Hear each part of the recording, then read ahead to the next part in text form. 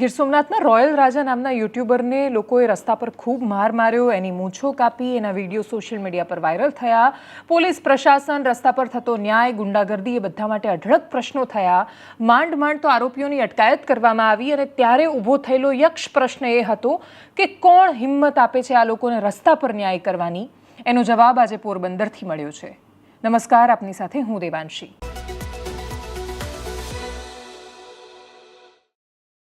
એમને જવાબ ગુજરાતની પોલીસ જાતે આપે છે.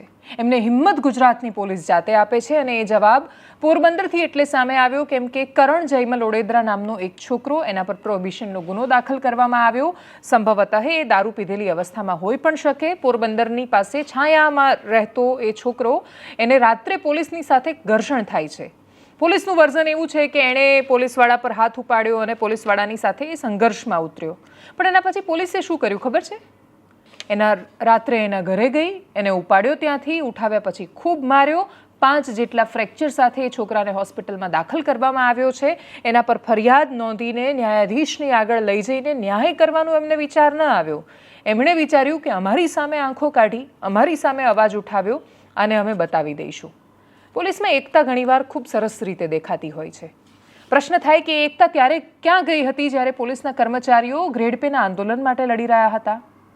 એ સંગઠનની શક્તિ ત્યારે ક્યાં ગઈ હતી જ્યારે સરકારે એવા અનેક નિર્ણયો લીધા જેમાં પોલીસનું હિત નહોતું, પણ છતાંય એ નિર્ણયો સામે એકસાથે અવાજ નથી ઉઠ્યો? કેમ કે ત્યાં તો અવાજ ઉઠતો જ નથી. ત્યાં તો બીક લાગે છે કે બધાની પાછળ કોઈને કોઈ, ઓલમોસ્ટ કર્મચારીઓની પાછળ કોઈને કોઈ એવા તાર જોડાયેલા છે. કાચના ઘરમાં રહીએ છીએ, સરકારની સામે અવાજ ઉઠાવીશું તો સરકાર એક પથ્થર ફેંકશે અને અમારા કાચના ઘર તૂટી જવાના છે, અને એટલે જ તમે ત્યાં નથી બોલતા.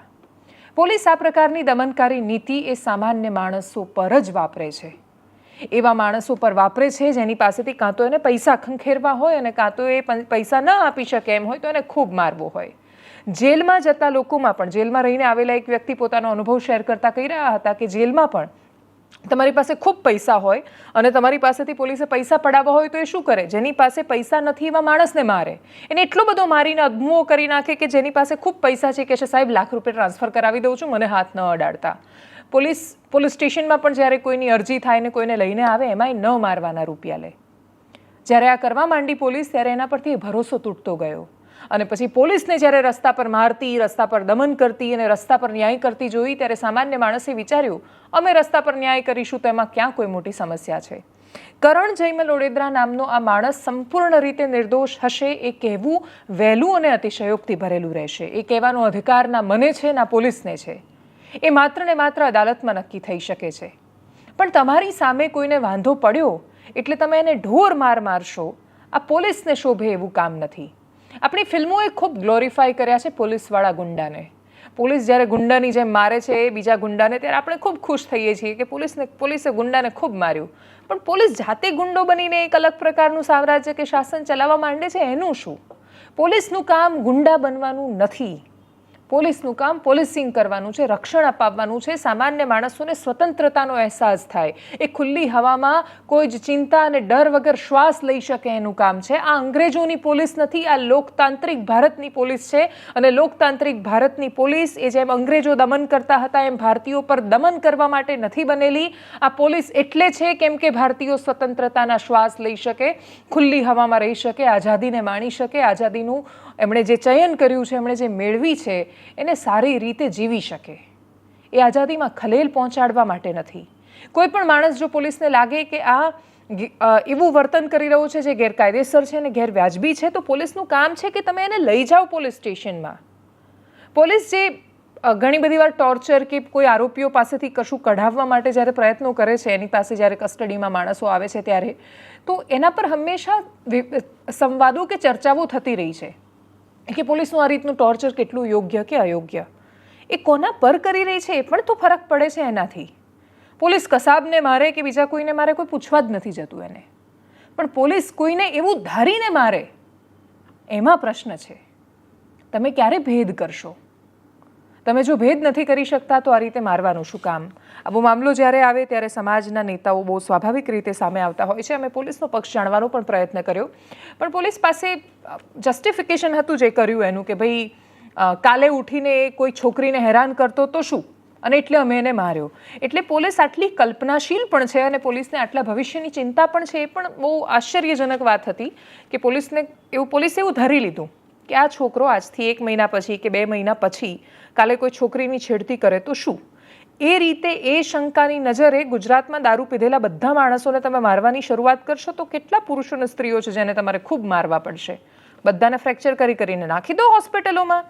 પોલીસને જો એટલી જ બધી ભવિષ્યની ચિંતા દેખાઈ રહી છે તો અને પોલીસ જો એટલું જ સારી રીતે ભવિષ્ય સમજે છે તો પછી તો ગુજરાત રાજ્યમાં ક્યારેય આવે કોઈ સંભવિત ક્રાઇમ થવા જ ન જોઈએ. પોરબંદર સૌથી સુરક્ષિત જિલ્લો હોવો જોઈએ. શું કામ પોરબંદર આજે પણ એટલો સુરક્ષિત જિલ્લો નથી મનાતો સરખામણીએ? શું કામ ત્યાં ઉદ્યોગો આટલા વર્ષોથી નથી આવી શક્યા? પોલીસનું પોલીસિંગ એટલું જ બધું સરસ હતું, આટલા વર્ષો કેમ લાગ્યા પોરબંદરની હદમાં કાનૂન અને વ્યવસ્થા શરૂ કરતા? બહુ લાંબો સમય લાગ્યો છે. એવા જાંબાઝ અધિકારીઓ છે કે જેણે એ પ્રયત્ન કર્યો છે ને જેણે એ નિભાવ્યું છે અને પોરબંદરની હદમાં પણ ભારતીય બંધારણ લાગે છે અને ત્યાં પણ કાયદો અને વ્યવસ્થાનું અસ્તિત્વ છે. એ આ જ રાજ્યની પોલીસે સાબિત કર્યું હતું. હવે એ રાજ્ય ત્યાં એ જ સરહદમાં જઈને એ જ જિલ્લાનો હિસ્સો બનીને કાયદો વ્યવસ્થા બાજુ પર અમે બાપ એમ બની જઈએ તો એ તો કોઈની પણ સામે પ્રશ્નો થવાના છે. મેર સમાજ સામે આવ્યો છે. મેર સમાજની અલગ અલગ સંસ્થાઓએ બધા ભેગા થઈને આવેદનપત્ર આપ્યું છે. શું પ્રતિક્રિયાઓ સામે આવી, કરીએ એના પર નજર. આજે અહીંયા ઘણી બધી સંસ્થાઓ છે અને મારું નામ કરશનભાઈ વડોદરા, મેર શક્તિ સેના પ્રમુખ. મેર શક્તિ સેના છે, મર ઇન્ટરનેશનલ સુપ્રીમ કાઉન્સિલ છે, ખેડ વિકાસ સમિતિ છે, બરોડા વિકાસ સમિતિના યુવાનો છે અને સમસ્ત સમાજ અને ઘણી બધી સંસ્થાઓ છે અને બધી સંસ્થાઓના આગેવાનો પર છે. પણ જે કરણને હારે જે બનાવ બન્યો છે એ ખાસ અમારી એક વિનંતી છે કે આ અન્યાય થયો છે અને જે સંવિધાન અને કાનૂનના દાયરામાં જેને રહેવું જોઈએ તો ખરેખર આ સંવિધાન અને કાનૂન જે પણ છે એ પોલીસ પબ્લિકને શીખવાડે છે. અને આજે જે કરણને જે ખરેખર એના શરીરની અંદર તો ફ્રેક્ચર છે, પણ કોઈ પણ આવા વ્યક્તિની અંદર જે આવું કૃત્ય ન થાય એવી અમારી ખાસ વિનંતી છે. અને આજે અહીંયા સમસ્ત મળી અને અહીંયા આજે સમસ્ત મેર સમાજ મળીને FIR દર્જ કરવા માટે અહીં કમલાબાગ પોલીસ સ્ટેશને આવેલ છે. જય હિન્દ, જય ભારત. શું બનાવ બન્યો હતો? 21 તારીખે મારો છોકરો ઘરે આવ્યો જમવાનું લઈને. હજી જમવા બેવાનું હતું તો બટુકભાઈ અને LCBના કાર 2-3 અજાણા 2 ફૂટો લઈને આવ્યા. મારા છોકરાને લઈ ગયા. એમ કીધું કે તું દાદો છે ને આમને અમને તેમને કરીને ત્યાંથી લઈ ગયા. અમને કંઈ ગુનાનું કંઈ કીધું નહીં, સીધા લઈ ગયા. પછી સાયાને જાપે જઈને એને માર્યો. એ પછી હું ને મારો માસી ભાઈ અમે ત્યાં ગયા LCB ઓફિસે. સાહેબને રિક્વેસ્ટ કરી એટલે સાહેબ કે હવે મારશું ને ટિફિનને થઈ ગયો કે હવે હાથ નહીં અડાડી. એ પછી અમે આવતા રહ્યા. પછી પાછો એને માર્યો. આ ગુનો પ્રોડ્યુસરનો છે. આમ આટલું બધું મારવાનું આવતું નથી સાહેબને. શું ઈજાઓ થઈ આપના પુત્ર? ઈજાઓ ફ્રેક્ચરો છે, પછી આખા શરીરમાં ક્યાંય જગ્યા જ નથી. હવે આગળ શું કાર્યવાહી કરવાના તમે? આગળ જે લીગલી કાર્યવાહી થાય કરવાની થાય આપણે. હાલ કોઈને રજૂઆત કરેલી? રજૂઆત કરી પછી કોઈ આવ્યું નથી. હોસ્પિટલે કોઈ ફરિયાદ લેવા કે કેસ લેવા. કેને રજૂઆત કરી હતી? એસપીને કરી, કલેક્ટરમાં દીધી, બધી જગ્યાએ દીધું. હજી કોઈ આવ્યું નથી. અહીંનો જે ઓલો લોકલ હોય હોસ્પિટલનો ઓલો 2-3 લીટી લખીને વયો ગયો. હજી કોઈ આવ્યું નથી. હવે વાત દારૂની, નેતા, કાયદો વ્યવસ્થા એની ચાલી રહી છે તો એક વિડીયો તમને બતાવવો છે. એ વિડીયોનો હું અવાજ મ્યુટ કરી રહી છું, પણ એમાં મતલબ એ ગીત નથી સંભળાવતી. ગીતના શબ્દો તમને હું એડવાન્સમાં કહી દઉં છું. એવું કહેવા માંગે છે કે જાબુઆથી ગાડી ભરાઈને દાહોદ પહોંચાડી છે ભાઈ તારો બુટલેગર. એ પ્રકારનું એક ગીત છે. ટીમલી છે જે ખૂબ ગવાય છે આદિવાસી વિસ્તારોમાં અને બાકીના વિસ્તારોમાં પણ એની ચર્ચા ખૂબ થતી હોય છે. હમણાં વડોદરા પાસે એક કાર્યક્રમ હતો, એમાં એક બુટલેગર ભાઈએ વિડીયો કોલ કર્યો જેલમાંથી ડાયરો માણવા માટે. જેલમાંથી વિડીયો કોલ કર્યો અને પછી એણે પેલા માટે આમ ગીત પણ ગાયું કે ભાઈ મારો બુટલેગર, અને ભાઈ ખુશ જ થયો ને પછી બહુ પૈસા એ ઉડાડ્યા બધાએ. તો આવું બધું પણ થતું આવ્યું છે. પણ આ વિડીયો ચૈતર વસાવાનો છે. ડેડિયાપાડાના ધારાસભ્ય છે, આમ આદમી પાર્ટીના નેતા છે અને દારૂબંધી શું કામ જરૂરી છે, કેમ બુટલેગરો કેવી રીતે પૈસાના હપ્તા ઉઘરાવે છે એના માટે એ ખૂબ મોકળા મને સતત બોલતા આવ્યા છે. વિધાનસભામાં પણ પ્રશ્ન ઉઠાવતા હતા અને પછી આમ કમરથી કમર પકડીને ભાઈ તારો બુટલેગર એવું ગીત હવે ત્યાં વાગ્યું કે રીલમાં એડિટ કરેલું છે એના વિશે જાણકારી નથી, પણ એ વ્યક્તિ બુટલેગર છે અને એની સાથે ડાન્સ કરી રહ્યા છે. એ દ્રશ્યો જોઈ લો.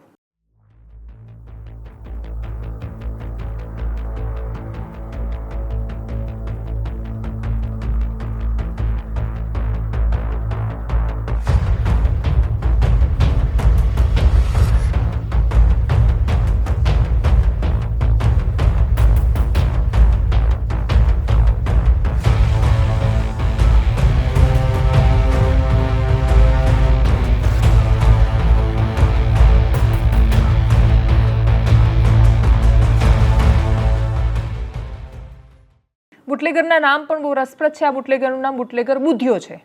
હવે બુટલેગર બુધિયો કામરેજ વિસ્તારમાં ત્યાં આજુબાજુ બુટલેગર છે એટલે ચૈતર વસાવાનો તરત વિડીયો પણ સામે આવ્યો અને એમણે માફી માંગી એ વિષયની અને માફી માંગતા કહ્યું કે હું એક મિત્રના લગ્ન પ્રસંગમાં ગયો તો મને ખબર નહોતી. આમ આદમી પાર્ટીએ પ્રતિક્રિયા આપી કે એ તો ભારતીય જનતા પાર્ટીનો નેતા છે. ભાજપે તરત જ આકરા સવાલો કર્યા હતા કે બુટલેગર સાથે ચૈતર વસાવા ડાન્સ કરી રહ્યા છે.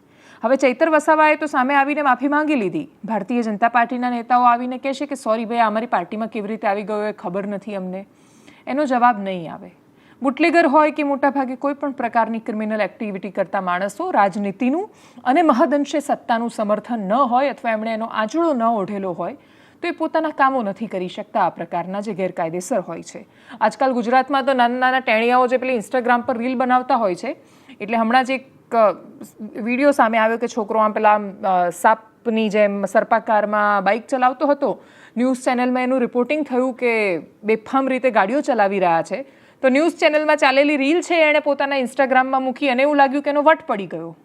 એટલે સમાચારમાં આવવું, બુટલેગર બનવું, ચોરી કરવી, લોકોને મારી નાખવા, રસ્તા પર લોકોને મારવા, એમને એવું લાગે છે કે આ ધાક બેસાડવાનો રસ્તો છે. એમને એવું લાગે છે કે કોઈક સિરીઝના ગુડ્ડુ ભૈયા બની રહ્યા છે. એમને આવા લોકો આદર્શો છે ને એ લોકોને ઇન્સ્ટાગ્રામ પર ફોલોઅર્સ મળે છે. તો એના માટે કે કઈ રીતે મુકાયું એ ખબર નથી આમાં આ વિષયમાં પણ બુટલેગરો ચર્ચામાં છે અને બુટલેગરો સત્તાનું શરણ લઈ લે ત્યારે એમનું કોઈ ખાસ કશું ઉખાડી નથી શકતું. જે ચૈતર વસાવાએ એના પછી શું પ્રતિક્રિયા આપી સાંભળીએ. ગતરોજ સુરત મારા સાથી મિત્ર વિજય વસાવાના નાનાબેન હિનાબેનનું લગ્ન હતું. દરેક પ્રસંગોમાં હાજરી આપીએ છીએ એ રીતના સામાજિક રીતે ત્યાં ગયા, સમાજની વાડીમાં જમ્યા અને જ્યારે લગ્નમાં સૌ નાચી રહ્યા હતા ત્યારે અમે બેઠા હતા. ખુદ દુલ્હન હિનાબેને મને આગ્રહ કર્યો કે ભાઈ મારી સાથે 5 મિનિટ તમે નાચવા ચાલો. અમે જેવા નાચવા ગયા એટલે ત્યાં અનેક સાથી યુવાનો પોતાના ફોટા પડાવવા માટે અને વિડીયો બનાવવા માટે પણ મારી સાથે નાચવા માટે જોડાતા ગયા હતા. અને એમાં એક વ્યક્તિ અમારી સાથે જોડાયો અને બીજા દિવસે સમાચારના માધ્યમથી જાણવા મળ્યું કે આ વ્યક્તિ કામરેજ વિસ્તારના મોટા બુટલેગર છે. ત્યારે એ વ્યક્તિ સાથે મારો કોઈ પરિચય નથી, અગાઉ અમે મળ્યા પણ નથી અને લગ્નમાં અજાણતામાં આ મારી સાથે નાચણું કરવા આવ્યા. એ હું પણ અજાણતામાં એ મારી ભૂલ થઈ છે. ત્યારે આ મારો ખુલાસો હું કરું છું કે દારૂના વ્યવસાય સાથે જોડાયેલા કોઈ પણ વ્યક્તિનું હું સમર્થન કરતો નથી. 2 દિવસ અગાઉ વિધાનસભાના સન્માન્ય ગૃહમાં પણ દારૂના પ્રશ્નોને લઈને મારો 28 ફેબ્રુઆરીના રોજ પ્રશ્ન હતો 17મા નંબર પર. માન્ય ગૃહમંત્રી હાજર નહોતા પણ મુકેશભાઈ પટેલ એનો જવાબ આપવા માટેનો પ્રયાસ કર્યો હતો. અમે પોઈન્ટ ઓફ ઓર્ડર મારા સાથી ધારાસભ્યએ પણ કર્યો હતો. તો કહેવાનો મતલબ અમે દારૂ સામે અગાઉ પણ લડ્યા છે અને આવનારા દિવસોમાં પણ લડતા રહીશું. આ વ્યક્તિને મેં હમણાં જાણવાનો પ્રયાસ કર્યો તો પોતે ભાજપના સક્રિય સભ્ય છે. ગણપતભાઈ વસાવા, કુંવરજી હળપતિ અને સુરતના મોટા નેતાઓ સાથે પણ એમના સારા સંબંધો છે અને એમના એકાઉન્ટમાં એના ફોટા પણ છે. ત્યારે એ જ વાત હું કહેવા માંગુ છું કે જે પણ હોય અમે ખુલીને બોલવાવાળા લોકો છે, પણ આ અજાણતામાં ભૂલ થઈ છે જે મીડિયા સમક્ષ સૌને હું ધ્યાન દોરવા માંગુ છું. આગળ વાત કરવી છે મહીસાગર જિલ્લાની. મહીસાગર જિલ્લામાં વરધરી એક ગામ આવેલું છે. વરધરી ગામમાં પ્રાઇમરી હેલ્થ સેન્ટર પર PHC પર ગામના આરોગ્ય કેન્દ્રમાં એક વાલી ગયા બાળકને લઈને એમને થયું કે ભાઈ બહુ નાની તાવ જેવી બીમારી હશે તો ગામના PHCમાં આપણને સોલ્વ થઈ જશે. PHC કે બાકીની સ્વાસ્થ્ય સુવિધાઓનો નાગરિકો ઉપયોગ નથી કરતા અને નાગરિકો એટલે ઉપયોગ નથી કરી શકતા કેમ કે ત્યાં શું હાલત હોય છે એ પણ તમને બતાવવી છે. વરધરીમાં ગયા છોકરાનો તાવ ચેક કરવાનો હતો, થર્મોમીટર જ નહોતું. એમણે કહ્યું કે 3:3માં સેલ નથી. એના પછી કહ્યું કે થર્મોમીટર નથી, નવું મંગાવ્યું છે. એવા જવાબો તમને સાંભળીને ચક્કર આવી જાય. એવું થાય કે એક એવું સાધન કે જે હવે લોકોના ઘરમાં વસે છે એ તમારી પાસે PHCમાં નથી તો તમે શેનું રૂગ્ણાલય કે આરોગ્ય કેન્દ્ર ચલાવી રહ્યા છો? સરકાર જે બજેટમાં આટલું બધું પ્રાઇમરી હેલ્થ, PHC, CHC ને કોટેજ ને સિવિલ એ બધા માટે આટલા બધા જે નીતિ નિયમો લાવે છે. એક સિવિલ આપણી બહુ જ સરસ છે, સોલા સિવિલ સરસ છે, ગાંધીનગરની સિવિલ સરસ છે, પણ મોટા શહેરોના મોટા સરકારી દવાખાનાઓના સરસ માત્ર હોવાથી સ્વાસ્થ્ય સુવિધાઓની જાળ સરસ નથી થઈ જતી. બધા માણસોને અમદાવાદ ક્યાંથી લાવીશું? ગામના PHC કઈ હાલતમાં છે એ સ્થિતિ બતાવે છે કે આપણા દેશના ગામડા કઈ પરિસ્થિતિમાં છે. વરધરીના જે વિડીયો સામે આવ્યા કરીએ એના પર નજર. આના ફીવર માપવાનું છે. ઇન્સ્ટ્રુમેન્ટ છે, ઇન્સ્ટ્રુમેન્ટ છે એટલે આનો તાવ માપવાનો જે ઇન્સ્ટ્રુમેન્ટ છે તો માપી દો ને. છે કે નથી? મંગાયા છે. ક્યારે? 1 કલાક થયો. ત્રણ જોયા, ત્રણમાં પાવન નથી. વાત સાચી?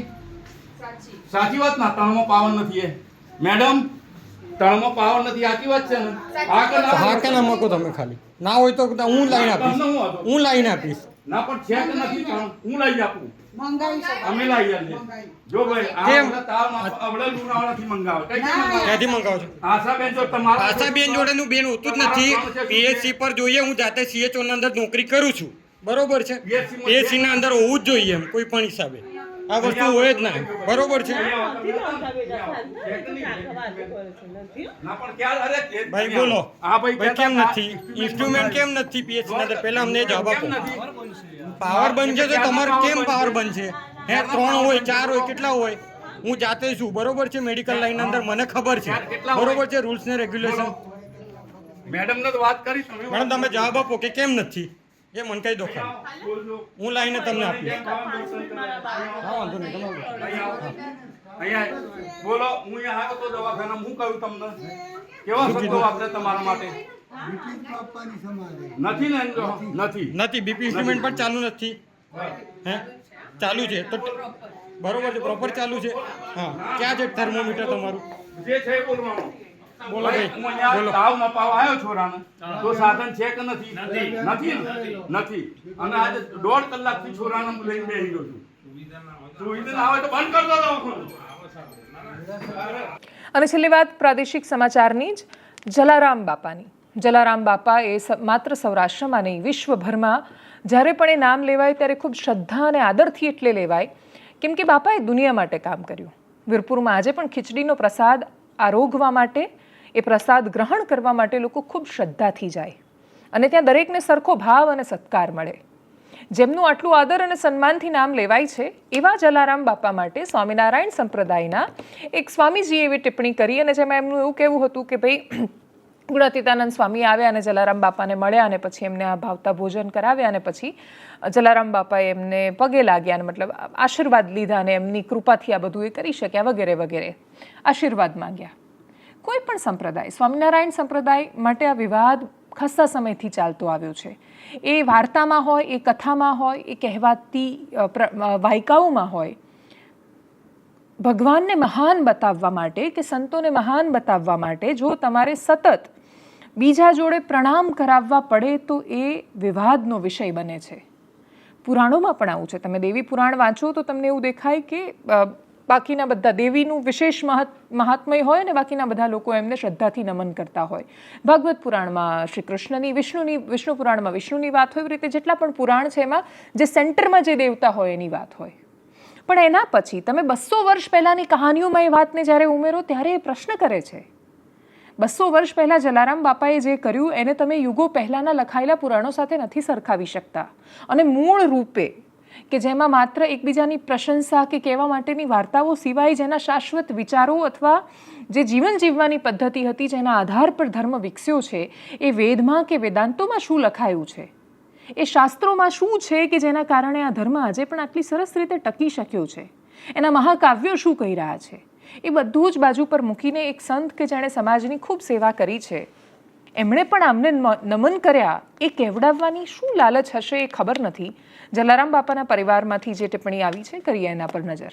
આ જ્ઞાન પ્રસાદ સ્વામી આમરોલીનાને હું કહેવા માંગુ છું કે જેમને આ નિવેદન જલારામ બાપા વિશે કર્યું છે ત્યાં કોઈ વીરપુર મુકામે સ્વામી નહોતા ગયા, પણ હું એમને કહેવાને યાદ અપાવવા માંગુ છું કે ખુદ પ્રભુ જલારામ બાપાના આંગણે ગયા હતા એમની પરીક્ષા કરવા માટે થઈ અને પ્રભુને પણ ભાગીને જવું પડ્યું હતું, કારણ કે એની પરીક્ષામાં જલારામ બાપા પાસ થઈ ગયેલા હતા અને પ્રભુએ એની ખરાઈ કરવા જતા કે આ ખરેખર ઢોંગ નથી કરતો ને, પરંતુ જલારામ બાપાના ઇતિહાસ આજની તારીખે મોજૂદ છે. એમની લાકડી જ્યાં પડી છે ત્યાં પણ કોઈ દી પણ અન્નપૂર્ણા ખૂટતો નથી. જલારામ બાપાના વીરપુરમાં તેમની ગેરહાજરી છે બાપાની, છતાં પણ અવિરત પ્રસાદ અન્નપૂર્ણા સદાવ્રત ચાલુ જ છે અને કોઈ પણ ધર્મના લોકો, કોઈ પણ જ્ઞાતિના લોકો આ સદાવ્રત લે છે. તો જેમની પરીક્ષા કરવા ખુદ પ્રભુએ આવવું પડ્યું હોય આ ધરતી ઉપર એવા શ્રી પૂજનીય જલારામ બાપા અને સર્વેની આસ્થાનું પ્રતીક એવા સંત શિરોમણી જલારામ બાપા વિશે જે વફાટ આ જ્ઞાન પ્રસાદ સ્વામીએ કર્યો છે, વહેલી તકે વીરપુર મુકામે બાપાના ચરણોમાં દંડવત કરી માફી માગી અને આ એમનું નિવેદન પાછું ખેંચે, અન્યથા રોષની લાગણી, રસ્તા પર આવે અને સ્વામિનારાયણ સંપ્રદાયના સ્વામીની સામે આગ બબૂલતા લોકો સામે ઉતરી પડે એવું ન થાય એટલા માટે વિનંતી સાથે આ સ્વામીને કહી રહ્યો છું કે આક્રોશભર્યા પગલાં રઘુવંશી સમાજ અને હિન્દુ સમાજ ન લે એના માટે આહવાન કરી રહ્યો છું. જય જલારામ. ધર્મો ક્યારેય અથવા સંપ્રદાયો એકબીજાની સાથે સ્પર્ધાનું કેન્દ્ર ન બનવા જોઈએ. આ એ ધર્મ છે કે જે સામે એક ખુરશી છે ને એમાં હું પણ જો ઈશ્વરને ઈચ્છું અથવા માનું તો હું એમાં ઈશ્વરને માની શકું છું. આના જેટલી સ્વતંત્ર કોઈ સંસ્કૃતિ કે સભ્યતા નથી. અહીંયા સંકુચિતતાને કોઈ અવકાશ નથી. અહીંયા ભગવાનને ઈશ્વરને તમે ઈચ્છો એટલા પ્રશ્ન કરી શકો છો. જ્યાં સુધી શંકાનું સમાધાન ન થાય ત્યાં સુધી ઈશ્વર પણ કહે છે કે મને ન સ્વીકારતા એટલા બધા પ્રશ્નો પૂછવાની આઝાદી છે. આટલી વહેતી સંસ્કૃતિને આપણે શું કામ કોઈ ચહેરાઓ કે પછી સંપ્રદાયોના સેન્ટ્રિક બનાવવાની અથવા સૌથી ઉપર થઈ જવાની હોડમાં એને લગાવવી જોઈએ? આ બહુ જ અનન્ય સભ્યતા છે. દુનિયાના મોટા ભાગના ધર્મમાં કોઈને કોઈ સંકુચિતતા છે. અહીંયા જ એવું છે કે જ્યાં સમયાંતરે આડંબરો ત્યાગતા રહ્યા છે લોકો, નવા આડંબરો ઉમેરાયા છે, સમય પછી વહેતી નદીની જેમ પાછા એ પણ ઉતરી ગયા છે અને નવા વસ્ત્રના સ્વરૂપમાં નવી રીતે આવ્યા છે. પણ છેલ્લે વધ્યું છે તો એ શુદ્ધ નિર્મળ જળ, એ સનાતન પરંપરા અને વ્યવસ્થા કે જે યુગોથી ચાલતી આવી છે અને એની અંદર માનવ માત્રના કલ્યાણની અને માનવ માત્રના સન્માનની વાત છે. એમાં ઊંચ નીચની વાતો નથી, કોણ મોટું કોણ મહાન એની સ્પર્ધા નથી અને કોઈને કોઈની પાસે પગે લગાડી દેવાની કે મારે એને બસ આશીર્વાદ આપી જ દેવા છે મારા મનમાં એવી ઉતાવળ નથી. અને એટલે જ તમે જેને શ્રદ્ધામાં રાખો છો તમે એને સૌથી પૂજનીય માનો, પણ એ દુનિયામાં એકમાત્ર પૂજનીય છે અને બાકીના બધા એની આગળ નતમસ્તક છે એવો દુરાગ્રહ સંપ્રદાય ત્યાગે. એવી અપેક્ષા સાથે એનાલિસિસમાં અત્યારે બસ આટલું. જો આપ અમને યુટ્યુબ પર જોઈ રહ્યા છો તો સબસ્ક્રાઇબ કરો, ફેસબુક પર જોઈ રહ્યા છો તો ફોલો કરો, અમારા વિડીયોને શેર કરો અને સૌથી મહત્વની વાત, દેશ નાગરિકોથી મહાન બને છે. આ દેશને જો ખરેખર મહાન બનાવવા માંગીએ છીએ તો જળ સંવર્ધન, જળ સંરક્ષણનું કામ કરીએ, જળ સંચયનું કામ કરીએ, વરસાદી પાણીને ઝીલવાની વાત કરીએ. વરસાદ ખૂબ આવશે થોડા સમય પછી. ઉનાળામાં આપણને તરસની કદર અને તરસની કિંમત સમજાશે. ચોમાસું આવતાની સાથે જે વરસાદને ઝીલીને એ તરસને છિપાવવાનું પણ કામ કરવાનો પ્રયત્ન કરી જોઈએ. નમસ્કાર.